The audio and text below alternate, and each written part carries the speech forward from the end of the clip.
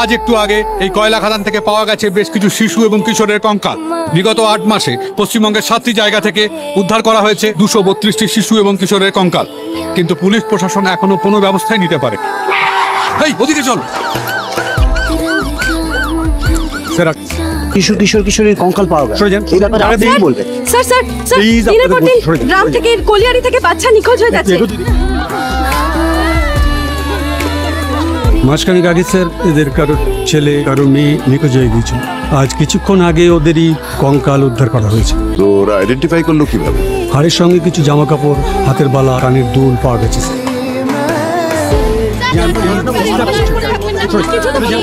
তার মানে কি আমরা এটাই ধরে নেবো যে আপনার কোনো ক্ষমতাই নেই? কে বললো কথাটা? কি হলো? কে বললো কথাটা? একটা কথা বলে রাখছি, খুব ভালো করে মনে রাখ, আমার নাম রুদ্র চৌধুরী। আমি কাউকে ভয় করি না, কোনো নেতা মন্ত্রী